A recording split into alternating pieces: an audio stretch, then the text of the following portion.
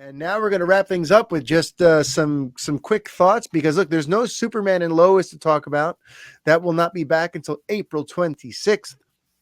So we've got a couple weeks now with no Superman and Lois to pine over. So we're going to talk a little bit about Moon Knight season 1, episode 2. If you're not watching the show, I just want to thank you for being with us this week. Hopefully you enjoyed episode 144 of the Fanboy podcast. But if you are watching the show, let's go ahead and talk about this. So Brett, how did you like episode 2? Yeah, so for me, episode 2, I probably liked it about as much as I liked episode 1. I think I was a little higher on it than you. I think I gave it like a 7 out of 10. Mm-hmm. I'm going to give this episode a 7 out of 10. There's something not entirely clicking with me. Yeah. I think it's the tone. After watching, the thing that's keeping me watching is I love Oscar Isaac. Yes. And I do think he's doing some fun work and doing some great work. And, after seeing him in the suit and actually like all like the fight scenes are pretty cool. I'm into them. But there's something I kind of wish Marvel didn't decide to do this, like, I almost want to call it like this Venom kind of tone with it, or like, I think the comedic tone maybe was not the right call. I think they really should have kept it a little more serious and dramatic throughout. I think that would make the split personality stuff a little more engaging. There's just something not clicking for me. Also, I don't know what it is too. F. Murray Abraham is such a good actor. I love his voice. But it's like Khonshu looks so cool, and I just don't think the voice fits the Egyptian god. Yeah. And it's just, there's something, the tonally, it's weird. It hasn't quite found its footing. Ethan Hawke's very good. I find him like has this quiet menace to him. Yep. And I'm still intrigued at the story. I really want to see where it goes, but yeah, the tone is off for me. It's the tone, I think. Yeah. What do you think? Well, something that kind of helped me. I mean, I agree. The tone it's a little goofy and it's a little kind of lighthearted, and yet it's dealing with stuff that's kind of definitely more serious and interesting. And I do find it just to be a little goofy, a little slapstick. But I was asking a buddy of mine who knows more about the character than I do, which is basically nothing.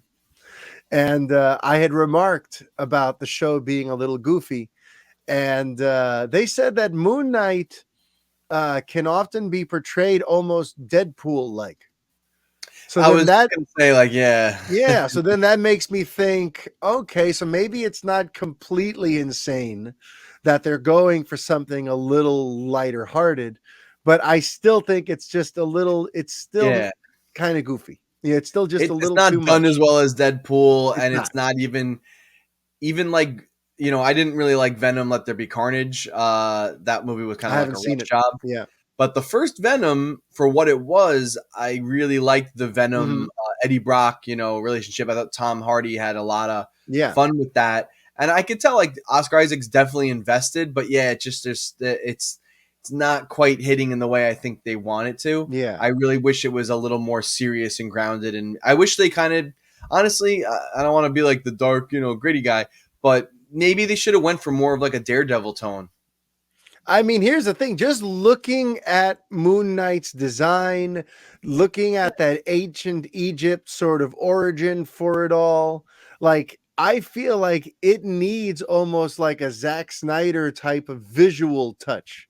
Yeah. You know what I mean? Like that, something about the way this is shot, it just seems so bright and nice and Disney and vivid. And I'm like, no, we need some shadows and some moody slow-mo and some stuff that kind of really sinks into like the epicness and darkness of some of this stuff that we're, getting into here. And for me, this episode was I liked it better. Last week, I'm not even sure I rated it, but I would have given the first episode like a 4 out of 10. This one, because now we're starting to fill in pieces of the mystery, and we have this interesting kind of reveal that Ethan Hawke was a previous avatar for this Egyptian god, and now the Egyptian god is turned on him, and now he wants to work for this different god who, instead of punishing people after they've done bad, actually punishes them before they've committed their They evil. Minority Report it. Yeah. Yeah, I was gonna It's say it's Minority Report. totally Minority Report, but hey, listen, that's one of my all-time favorites, so it's fine. You Yeah, can rip that's a that good one one. off. But yeah, so finding out about that sort of being the central conflict, and that's what Ethan Hawke's character is up to, trying to find the tomb of that, god. I think it's Um, Amit or Amit is yeah, the one something that like Ethan that. Hawke is, and then Khonshu is the Egyptian Yeah. god with Moon Knight. Yeah. And we also found out more about, we found out about the wife who was just a voice on the phone last week. This time we get to see her in person, and the interesting interplay between her and Steven, because she's married to Mark, but Steven seems to have no real idea who she is. Meanwhile, he speaks French and he's into the same stuff she's in. So like I'm still trying to figure out where this Steven alter ego even comes from. Did Yeah, Mark like is Mark create the him? original guy, and then Yeah. Steven's alter ego, his So mind like created I and fractured, or yeah, is Steven the real guy and Mark is the I don't know. Like so, yeah, like that stuff's keeping me intrigued, and yeah. certainly at the So end of the episode, I think. I'm excited for episode 3 because it looks like we're going to Egypt now, and maybe mhm. we'll get that more darker, shadowy kind of Yeah, one can only serious hope. tone now that we got through some of the slapstick and him kind of trying to come to peace with the fact that hey, I have a split personality, and I Yeah, guess I do have to let this guy take control every once in a while. yeah. There was some interesting revelations at the end of the episode with that. Yeah, yeah. So for me, if episode one was 4 out of 10, this one I'm with you, 7 out of 10. I liked it. I didn't love it, but I liked it, and I'm starting to get a little more into just the world they're building here and finding out more about these characters. And listen, I'm on the ride for better or worse. I'm here to Yeah, check out where this goes. To me, I enjoyed episode 2 better than episode 1. I still wish it wasn't quite as goofy as it is, yeah, but that's what it is. And I think this is what episode 144 of the Fanboy podcast was. So I hope everyone enjoyed this here episode. We're going to be back later this week on Friday with a second episode this week to make up for not having one for you last week. yes. So I guess, from Brett and I, life is chaos. Be kind. Adios. Take care.